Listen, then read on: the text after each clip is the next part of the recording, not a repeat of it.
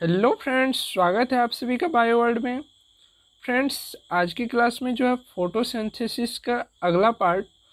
अभी तक हमने जो जूम पे कवर किया था, पैरामेडिकल बैच 2021 का जो फर्स्ट बैच है उनका ये चल रहा था। तो फोटोसिंथेसिस में हमने बहुत कुछ देख लिया था। आज जो है लाइट रिएक्शन को डीपली जानेंगे और क्लोरोफिल के कितने टाइप्स होते हैं, किस क्लोरोफिल पिगमेंट के द्वारा कितने वेवलेंथ के लाइट को एब्जॉर्ब किया जाता है, कितने एटीपी बनते हैं, सबको जानेंगे आज की क्लास में। ठीक है, तो सब लोग एक एक लाइक दबा के आ जाइए। चलिए स्टार्ट करते हैं। तो सभी लोग जानते होंगे कि लीव्स जो होते हैं, लीव्स में मेसोफिल सेल होते हैं। ठीक है, लीव्स में जो है पत्तियां में मेसोफिल सेल होते हैं, उसी में जो है उसके अंदर क्या होते हैं, क्लोरोप्लास्ट होते हैं। और क्लोरोप्लास्ट में जो है क्या रहते हैं, थैलाक्वाइड रहते हैं। पिछले क्लास में जूम पे जब क्लास हुई थी वहाँ आप लोगों ने देखा होगा क्या रहते हैं क्लोरोप्लास्ट में, थैलाक्वाइड रहते हैं। और थैलाक्वाइड के ही पीसेज को, जैसे एक हो गया थैलाक्वाइड, ऐसे ही बहुत सारे रहते हैं। इसको क्या बोलते हैं, जैसे कम से कम 10 और अधिक से अधिक 100 थैलाक्वाइड की संख्या, तो इसको हम क्या बोलते हैं, ग्रेनम बोलते हैं। ठीक है, ग्रेनम पिछले क्लास में हम देखे थे, यहाँ पर देख लीजिए, हमने ले आया है डायग्राम आपके लिए। तो यहाँ पर आप देख सकते हैं कि पूरे के पूरे बंडल को जो है, शीथ भी बोलते हैं बंडल को, पूरे के पूरे बंडल को क्या बोला जाता है, ग्रेनम। और ये ग्रेनम किस चीज़ का है, एक थैलाक्वाइड के पीस को हम क्या बोलेंगे, थैलाक्वाइड। और ऐसे ही ऐसे अगर 10 से 100 के बीच में थैलाक्वाइड बंडल लगा हो तो उसको हम क्या बोलेंगे, ग्रेनम बोलेंगे। ठीक है, पिछले क्लास में हमने अच्छे से इनको समझा था। अभी जो है उन्हीं को थोड़ा सा आगे समझेंगे डीपली होते हुए। इसके बाद जो है थैलाक्वाइड पर जो है पिगमेंट पाया जाता है जिसको बोला जाता है क्लोरोफिल। ठीक है, इसी के द्वारा क्या किया जाता है, लाइट को एब्जॉर्ब किया जाता है। साधारणतः इसको क्या बोला जाता है, ये कलर है। ठीक है, क्लोरोफिल क्या होता है, कलर होता है, ग्रीन कलर का होता है। तो इसको कलर मान लेते हैं कि साधारणतः ये ग्रीन कलर का होता है, लेकिन ऐसा नहीं होता। ठीक है, हम जानेंगे कि क्यों इसको क्या बोला जाता है। अब आते हैं क्लोरोफिल के टाइप पर, यानी कि पिगमेंट जानते हैं, पिगमेंट में ही टाइप्स आपको देखने को मिलेंगे। ठीक, तो क्लोरोफिल को जनरली कलर बोल देते हैं, लेकिन ऐसी बात नहीं है। ठीक है, क्या है क्लोरोफिल, क्लोरोफिल पिगमेंट क्या है, chlorophyll pigment are chemical compound. क्या है क्लोरोफिल पिगमेंट, क्या है, एक केमिकल कंपाउंड है जो लाइट के फिक्स वेवलेंथ को क्या करते हैं, एब्जॉर्ब करते हैं। ठीक है, लाइट के फिक्स वेवलेंथ को एब्जॉर्ब करते हैं। एक फिक्स होता है 500 नैनोमीटर, जितना भी हो, माइक्रोमीटर या नैनोमीटर, हम बाद में समझेंगे नैनोमीटर होगा या माइक्रोमीटर होगा। ठीक है, लेकिन एक फिक्स वेवलेंथ होती है जिनको ये एब्जॉर्ब करते हैं। ठीक है, अब आते हैं इनके टाइप्स पर। तो इनके जो है टोटल 4 टाइप्स होते हैं। पहला आता है क्लोरोफिल ए, क्लोरोफिल बी। ठीक है, जनरली इन दोनों के बारे में ही बातचीत होती है, लेकिन थोड़ा हम डीपली जाते हैं। एक आ जाता है केराटिनॉइड। ठीक है, केराटिनॉइड एनसीईआरटी में आपको यही नाम देखने को मिलेगा। ठीक, उसके बाद जेंथोफिल, ये भी आप लोग देखे होंगे। तो 4 टाइप्स के कितने होते हैं, 4 टाइप्स के होते हैं क्लोरोफिल पिगमेंट। ठीक, ये सभी के सभी जो होते हैं केमिकल लिपिड होते हैं। ये सभी के सभी क्या होते हैं, केमिकली लिपिड नेचर के होते हैं। लिपिड नेचर क्या होता है, फैट और फैटी एसिड को मिलाकर क्या बोलते हैं, लिपिड बोलते हैं। अगर ये लिपिड है तो क्या होगा, जल में तो घुलनशील होगा ही होगा, अर्थात सभी के सभी क्लोरोफिल जो होते हैं वो जल में घुलनशील होते हैं। अब करते हैं बात इसके कलर पर कि किसका कलर कैसा होता है। ठीक है, ऐसा नहीं होता कि सिर्फ जो है क्लोरोफिल का रंग जो होगा हरा होगा, ऐसे बात नहीं है। तो क्लोरोफिल ए का रंग जो होता है कैसा होता है, ब्लू और ग्रीन होता है। ठीक है, इसको याद रखिएगा। क्लोरोफिल बी का जो कलर होता है ग्रीन और येलो होता है। ठीक, और बात रही केराटिनॉइड की, तो केराटिनॉइड का कलर कैसा होता है, येलो, येलो और ऑरेंज होती है। ठीक है, अब बात है जेंथोफिल का, तो जेंथोफिल का कलर जो है जनरली येलो ही होता है। ठीक है, हम इसको हटा देना। चलिए कलर देख लीजिए, क्लोरोफिल ए का कलर कैसा होता है, ब्लू और ग्रीन होता है। क्लोरोफिल बी का कलर कैसा होता है, ग्रीन और येलो होता है। और केराटिनॉइड का कलर कैसा होता है, येलो और ऑरेंज। और जेंथोफिल का कलर कैसा होता है, येलो होता है। ठीक है, तो अब ऐसे नहीं बोलिएगा कि क्लोरोफिल सिर्फ हरे रंग के होते, वो 10th से पहले की बात थी। अब जब हम कोई इंट्रेंस एग्जाम देने जा रहे हैं तो वहाँ पर हमको पूरा अच्छा से नॉलेज होना चाहिए, ठीक है। तो उतना भी हम अंदर नहीं चले जाएंगे जो नीट के लेवल पर चले जाए, क्योंकि पैरामेडिकल के लेवल और VHU नर्सिंग वगैरह का लेवल ये काफ़ी है, ठीक है, इनफ है इतना। ज़्यादा से ज़्यादा आपको कलर पूछेंगे कि जेंथोफिल या केराटिनॉइड का कलर कैसा होता है, जेंथोफिल पिगमेंट या केराटिनॉइड पिगमेंट का कलर कैसा होता है।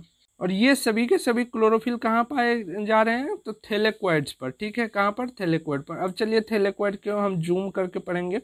थैलेकोइड यहाँ पर देख रहे हैं, थैलेकोइड के बंडल को हम क्या बोलते हैं, ग्रेनम बोलते हैं, ठीक। अब चलिए इसी थैलेकोइड को जो एक पीस होते हैं थैलेकोइड का, इसको हम जूम करके देखते हैं कि ये कैसा होता है इस पर, ठीक है। अगर हम इसको जूम करके देखेंगे तो इस प्रकार का आकृति आपको देखने को मिलेगा। यहाँ पर आपको कुछ समझ में आ रही है, नहीं आ रही है, डॉट डॉट हो रही है, ठीक है। ये जो पीछे से देख रहे हैं ये क्या है, एंजाइम्स है, और ये है प्राइमरी एक्सेप्टर, ठीक। इतना बात ध्यान में रखिए, हम आगे पहले जाएंगे फिर आपको बैक इसी फिगर पे लाएंगे, ठीक है। तो यहाँ पर ये जो फिगर आपको दिख रही है, थोड़ा सा मैं कलर चेंज कर लूँ, ये जो दिख रही है फिगर, चलिए इसको पहले समझाते हैं फिर आपको सारी बातें समझ में आ जाएगी, ठीक है। तो इसी को हम जूम करके ले लिए, वहाँ पर देखे होंगे। तो यहाँ पर जो सनलाइट आ रही है ये क्या है, ये क्लोरोफिल बी, क्लोरोफिल ए, तो ये हो गया ऊपर वाला, ठीक है। चलिए यहाँ पर जो सनलाइट पड़ती है तो ये क्या करता है, सनलाइट के साथ साथ जो होती है क्या होती है, एनर्जी आती है। एनर्जी के कारण क्या होता है, इलेक्ट्रॉन, सुने होंगे कि एनर्जी जब ज़्यादा होती है तो इलेक्ट्रॉन क्या करता है, अपने कक्ष से दूसरे कक्ष में कूद जाते हैं, ठीक है।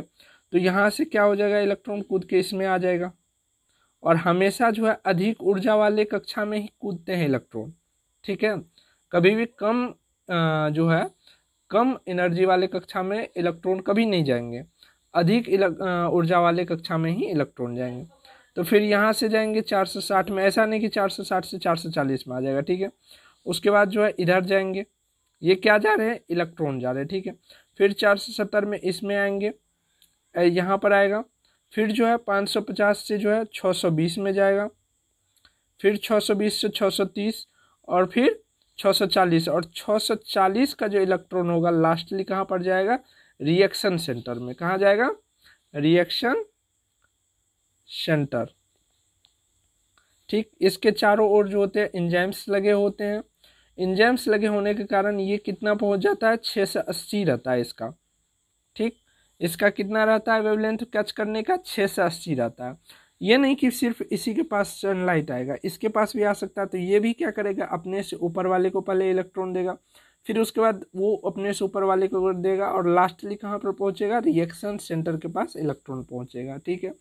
और ये इलेक्ट्रॉन को क्या करेगा, ये इलेक्ट्रॉन क्या, देखिए जब इलेक्ट्रॉन को एडजस्ट करना होता है तभी ना किसी के बीच बॉन्ड बनता है, जब किसी को कमी होती है या ज़्यादा होती है तभी जाकर के बॉन्ड बनता है। तो जब इलेक्ट्रॉन यहाँ पर H2O में दिया जाएगा, एक इलेक्ट्रॉन एक्स्ट्रा दिया जाएगा, तो यहाँ पर बॉन्ड में जो है गड़बड़ी आएगी, तो फिर तब जाकर के ये बॉन्ड टूटेगा, टूटेगा कि नहीं टूटेगा, फिर जाकर के ये बॉन्ड टूटेगी और हाइड्रोजन, ठीक है, और ऑक्सीजन क्या होगा, रिलीज होगा, आपस में अलग होके सेपरेट होके रिलीज होगा। अब आते हैं बैक, यही स्ट्रक्चर था वहाँ पर जो आपको बोले कि ये अभी नहीं समझ में आएगा, आगे बढ़ेंगे तब समझेंगे। तो यही जो था ये 620 630 वाले को हम डॉट से वहाँ दिखाए हुए थे। चलिए बैक उसी फिगर पे आते हैं। तो ये देख लीजिए, ये वही था, ये क्या है, रिएक्शन सेंटर है, ठीक। ये क्या है, रिएक्शन सेंटर है। तो यहाँ पर जो था ये सभी तो हो गया आपको एंटीना, इसको क्या बोला जाता है, एंटीना, क्योंकि ये सनलाइट को एब्जॉर्ब करते हैं, ठीक। ये क्या करते हैं, सनलाइट को एब्जॉर्ब करते हैं, तो इसको क्या बोला जाता है, सभी के सभी को क्या बोला जाता है, एंटीना, ठीक है।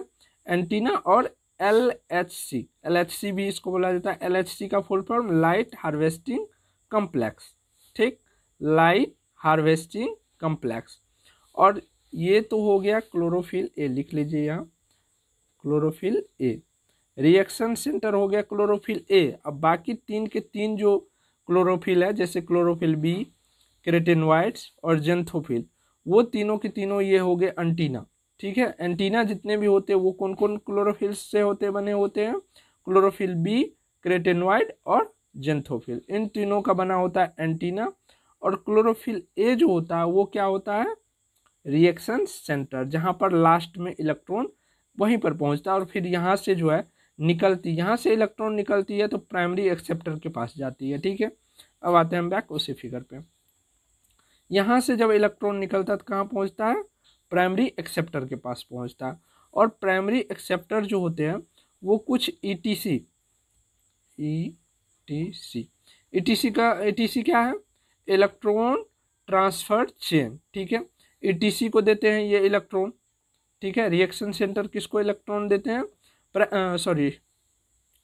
रिएक्शन सेंटर किसको इलेक्ट्रॉन देते हैं, प्राइमरी एक्सेप्टर को। प्राइमरी एक्सेप्टर किसको इलेक्ट्रॉन देते हैं, ईटीसी को। ईटीसी का बहुत लंबा चेन लगा होता है क्योंकि इसका नाम है इलेक्ट्रॉन ट्रांसपोर्ट चेन। ठीक है, इलेक्ट्रॉन ट्रांसफर चेन ये नाम ही है इसका। ये कम से कम 3-4 लगे रहते हैं। और आप लोग सुने होंगे कि फोटो जो होते हैं, फोटो पिगमेंट जो होते हैं वो PS1 और PS2 के नाम से आप लोग सुने होंगे कभी काल। चलिए अब देखते हैं PS1 जो देखे होंगे, कहीं पर देखे होंगे आप PS1 680 और कहीं पर देखे होंगे PS2 700। ठीक है, ये क्या है ये जानते हैं। चलिए ये आप देख रहे हैं ये क्या है, PS1 है और ये PS2 है।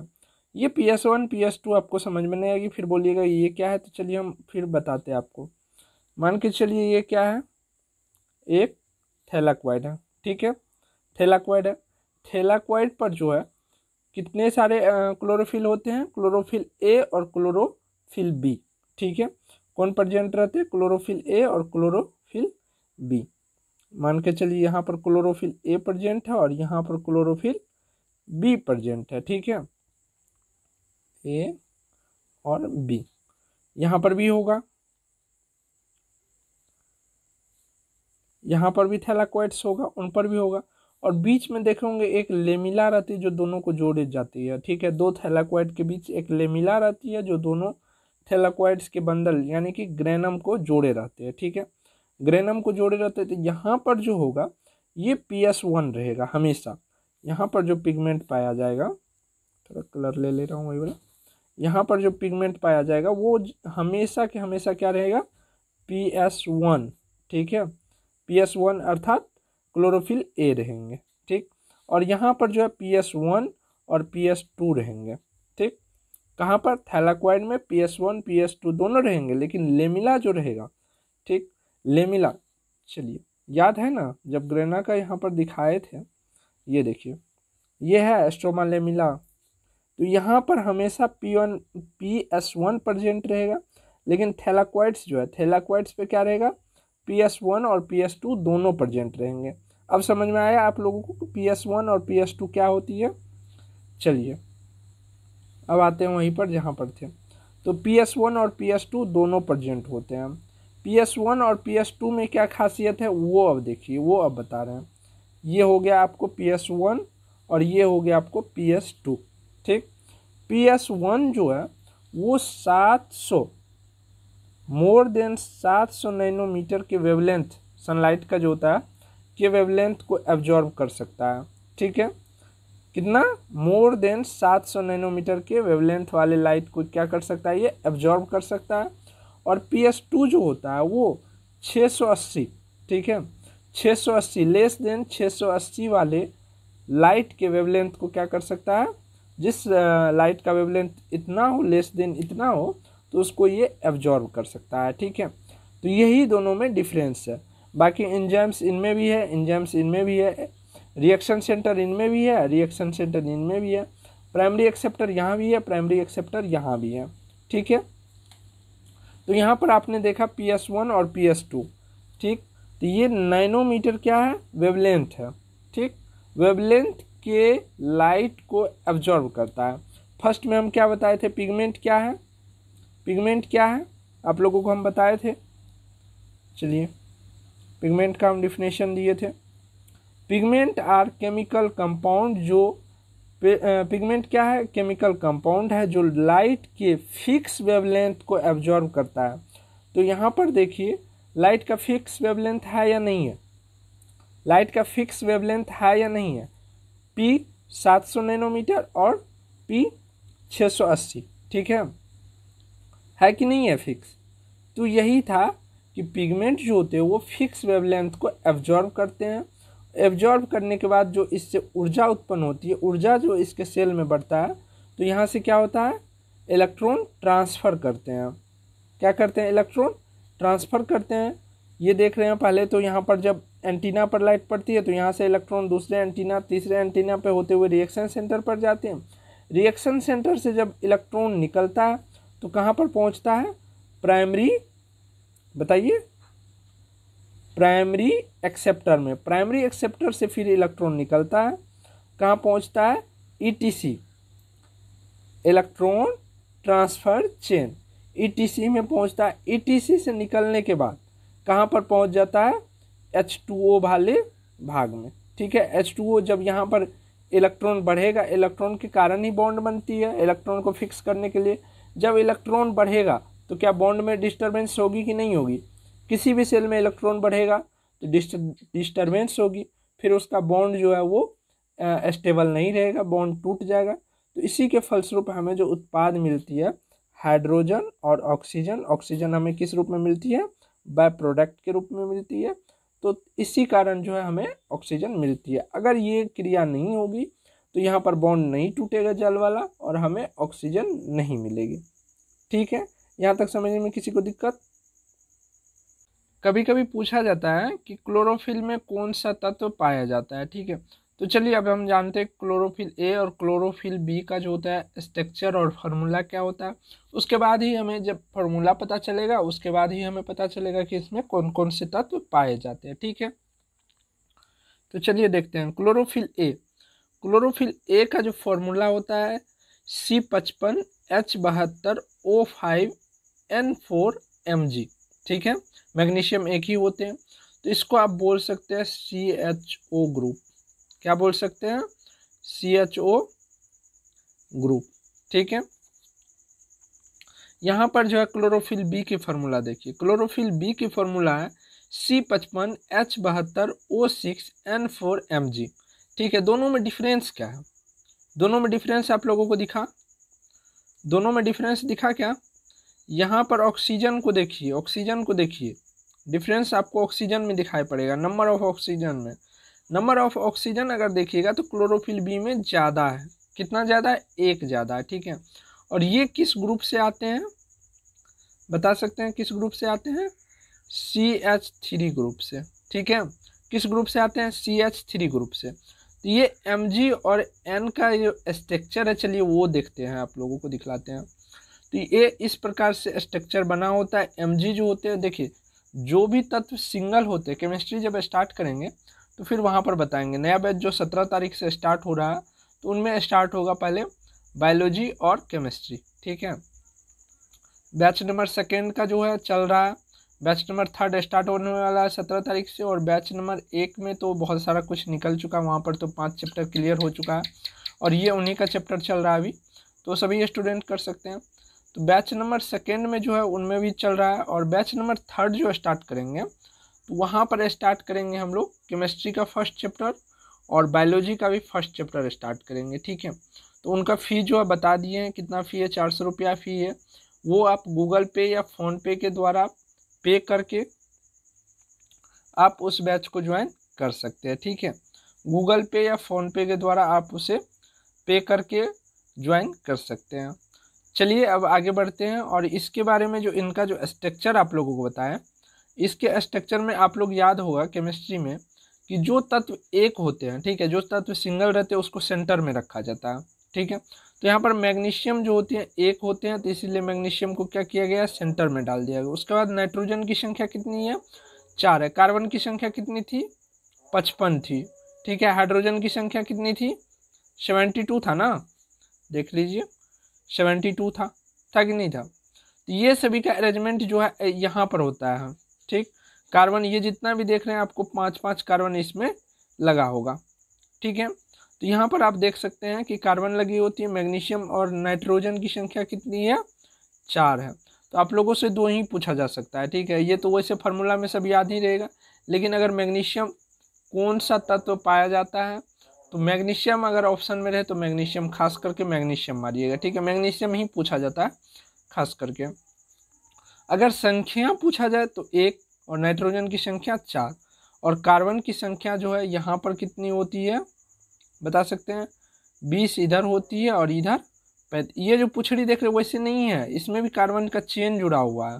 ठीक है, यहाँ पर कितने होते हैं? 35 होते हैं, C35। ठीक है, 35 कार्बन इधर लगे होते हैं, तभी तो जा करके 55 होंगे। और जहाँ कार्बन होगा तो हाइड्रोजन तो होगा ही सपोर्टर में।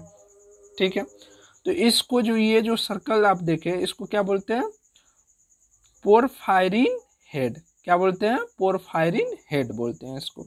यहाँ तक समझने में कोई दिक्कत? चलिए शुरू से देखिए। यहाँ पर आपको हमने बताया कि क्लोरोफिल कितने टाइप्स के होते हैं। ठीक है, क्लोरोफिल को क्या बोला जाता है? जनरली इसको हरा कलर बोल दिया जाता है, लेकिन ऐसा होता नहीं है। क्लोरोफिल कौन कौन से कलर होते हैं?